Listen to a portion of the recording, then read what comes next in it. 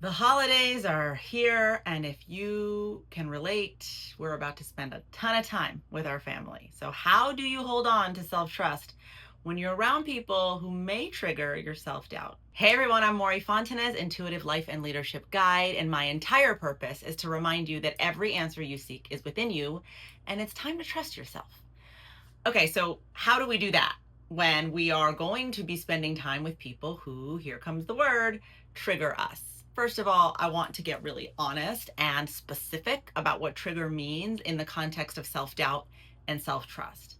Look, the holidays are a time that we, on the good side of it, can get really nostalgic. And on the challenging side of it, can get pulled back into moments that were challenging. And in those challenging moments where we may have created really negative beliefs about ourselves. And self doubt feeds on those beliefs. So if you're on this path, if you're doing this work to learn to trust yourself again, to learn to connect with your inner voice and lead with that intuitive wisdom, it can be almost like you are taking 10 steps back when you put yourself in a situation where self doubt becomes louder than it has been in a while. And from my personal experience and from the experience of the people I work with, what I know is that our families can truly be the trigger point to that place of self doubt, because so much of our negative, harmful, painful experiences as children, when we created these limiting beliefs about ourselves, happened when our families were around, or happened as a result of some of our family members or friends that you might be seeing when you go back home. So, how do you keep on this path of trusting yourself when the self doubt is going to pop back up? Because these people might remind you of that version of yourself. I want to give you three really actionable things that you can think about and do in those moments. I'm hoping that as you're packing your suitcase, you're packing these tools with you, and that you try them when you go home for the holidays, or when you're around people around the holidays that remind you of a version of you that maybe doubted themselves a lot. The first is, and I say this a lot, you know, if you follow me and watch my videos, that awareness is the most transformative tool when we are trying to make change in our system, in the way that we approach life. Awareness about what's actually happening with us. I want you to be hyper aware of what being triggered into self doubt looks like for you. For me, it is a defensive posture. If you want to talk about fight or flight, I am all fight. And I know that I'm getting triggered into this self doubt version of me when I'm a little spicier than usual.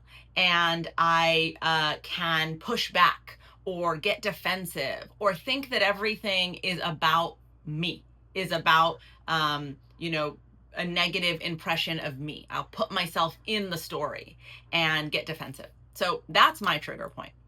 What does your self doubt being triggered look like? Is it getting quieter? Is it literally feeling smaller? Are there parts of your body that feel tight or constricted? You know, you can actually just ask your body right now. That's how magical your body and your consciousness connection are. Just take a minute, pause this video, close your eyes, and ask your body, what does it feel like when we're in self doubt? What does it feel like when we're being triggered into the part of us, into the part of me that doesn't believe in myself? What does it feel like in my body?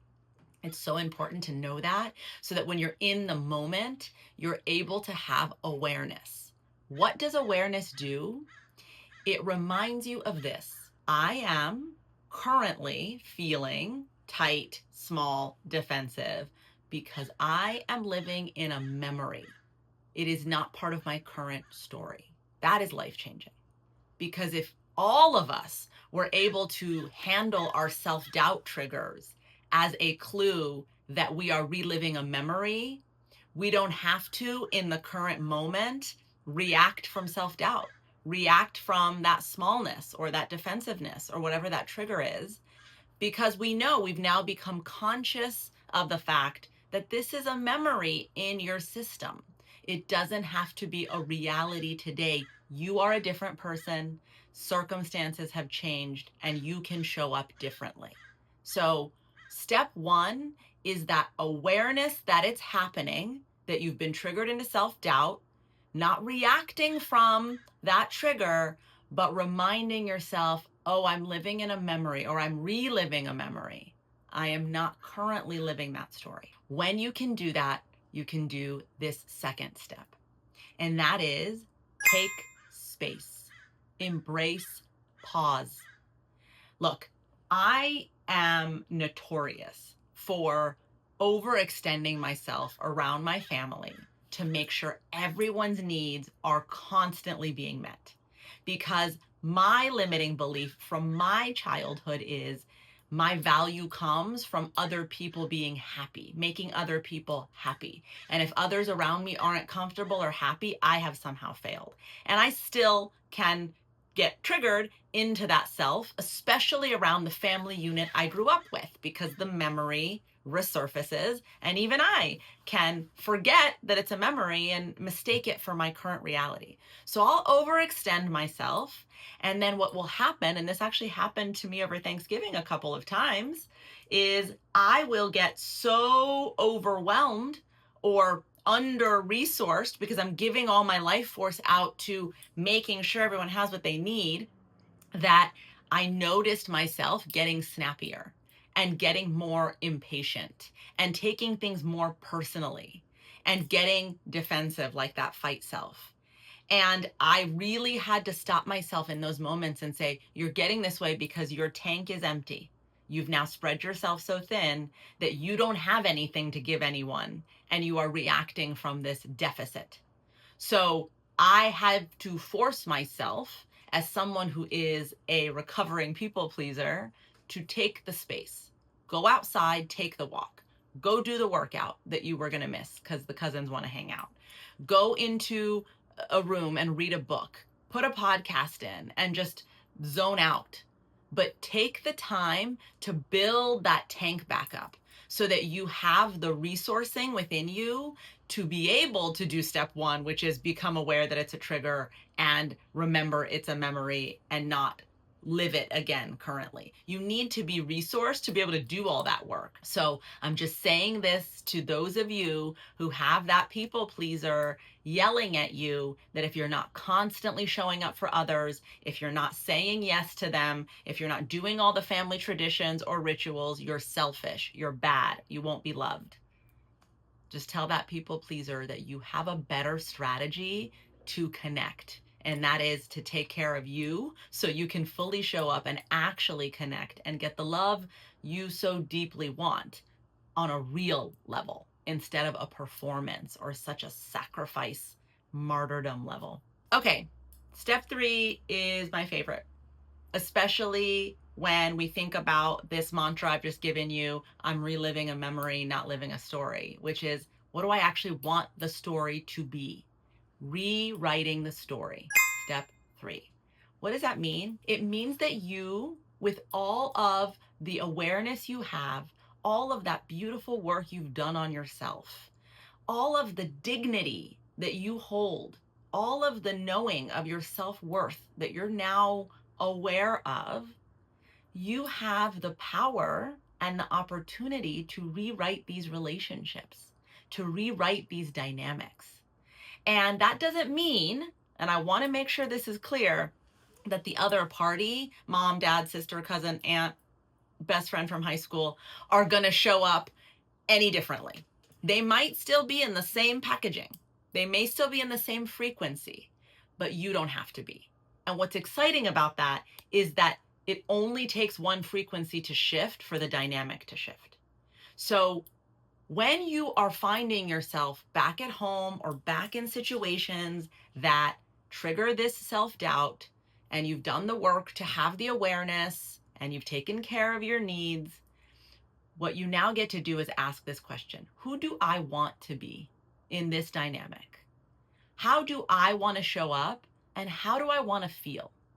I know for me, as I've done this work on myself, the answer to that question has been I want to be way more spacious and thoughtful, and I want to take my time with people, and I want to give them the space to be who they are and have their feelings without being involved, but just being with them instead of fixing them. That's what I want. And so when I take care of my needs, I'm able to show up a little more patiently, a little bit more room for people to just show up as who they are without reacting to them. Who do you want to be in these relationships today? The adult that's showing up today. Who do you want to be? And what do you need to do to show up that way? What's one tiny change you can make to show up the way you want to? For me, the tiny change was just talk less. Don't rush in.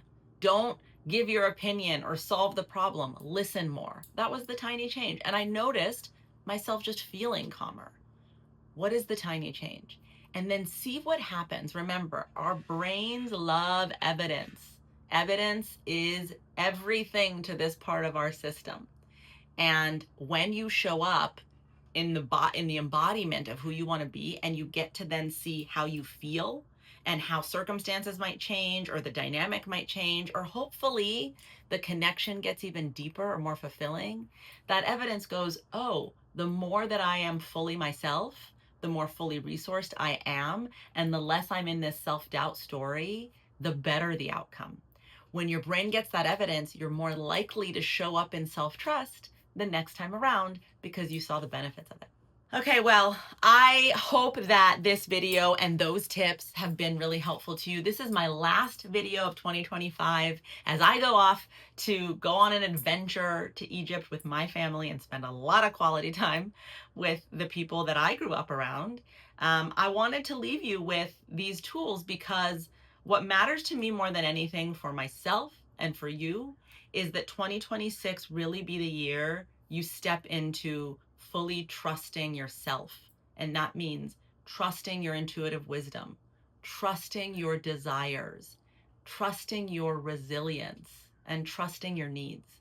So I want to make sure you spend the last part of this year resourcing yourself so you can step into 2026 with full self-trust.